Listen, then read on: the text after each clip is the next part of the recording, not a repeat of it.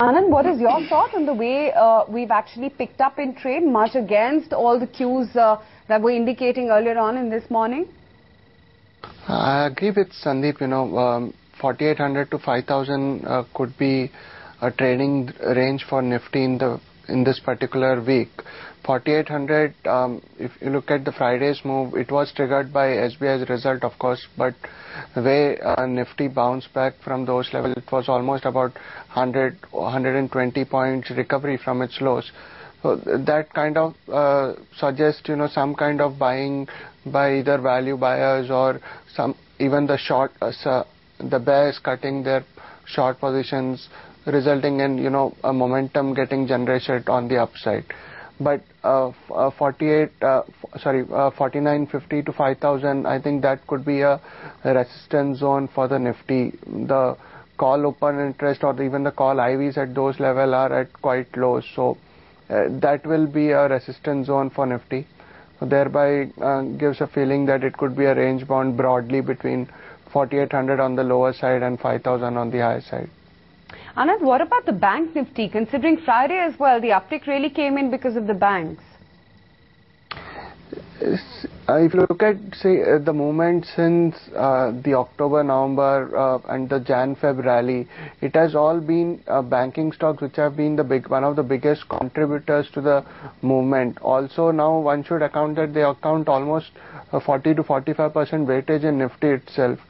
So, and with sensitivities with the Europe issues all directly related to banking, so whether the market moves high or low, they have a direct impact.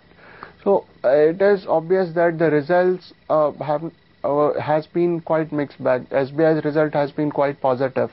That has been one of the weakest of the banks, and it has shown considerable recovery in form of both short covering and fresh longs getting built. So obviously with SBI being such a heavyweight in the banking Niftex itself, it is bound to put the bank Nifty higher and thereby generating momentum in Nifty as well. What is your sense on some of the names wherein we are seeing pressure? For example, Sun TV as well as India Cement. Sun TV, I guess I don't track it personally. Even on the derivatives data, it's quite distorted. It tends to be quite volatile on its day. India Cement, yes, it has been a bit sluggish of late. I think even the frontline cement stocks like ACC, Ambuja or even Grasim has been on in some kind of a profit-taking mode, and India Cement is just depicting the patterns from its big guys. I think once these stocks finish off or once profit booking gets over in the likes of ACC or Ambuja, only then you would see the buying coming in or some kind of activity getting generated in India Cement. What is it that you're recommending by way of stock-specific strategies? I shall have 2 long and 1 short in my recommendations. One is L&T. L&T has kind of shown good strength, especially after the results getting announced. Friday it was a bit lower, but it has managed to pull back. I think the stock has got a bit more steam and it can touch from the current 1185, 1190 levels to about 1225, 1230. You can keep a stop loss of 1160 in that particular stock. Another stock which I feel it has not given a move so far is Ranbaxy. It is at a good support level around 480. So one could go along with a target of 500, keep a stop loss of around 478. Considering that you have last couple of days you have seen high beta stocks kind of witnessing activity or some buying, I think the likes of Hindustan Lever could see some amount of consolidation or some amount of selling as market witnessed churnings amongst the stocks. So I would rather go short on that stock. It's a trading pick, short at about 430, keep a stop loss of 435 with a target of 420. Your call on Tata Motors after the kind of 15% drubbing that it's seen last week? I think 260, all those zone could be a good support zone.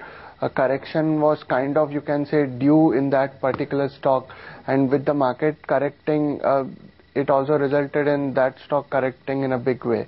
I think 250 to 260, it's a good support zone for that stock, good level which one could look to enter. I think the stock would continue to outperform the broader indices in the long run. Anand, anything that you're spotting on Arvind? Arvind had witnessed big OI reduction, the post result fall which that stock saw. But 75, 70, I think that's where the whole move all started last time around. So one could take a bit of positive view in that particular stock. Obviously, your stop losses have to be defined because of its high beta nature and high volatility. Currently, if I assume the price is about 72, 73, you could go along with a stop loss of around 67, slightly deeper, with a target of around 80 to 82.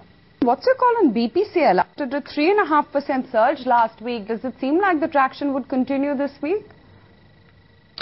The stock has been gaining strength to strength, and I think it would continue to do so. You have not seen the other OMCs participating with that particular stock, but yes, I think I would wait for some correction for that in that stock to come in. But I definitely feel if somebody has to choose a stock in that particular pack, BPCL should be the one.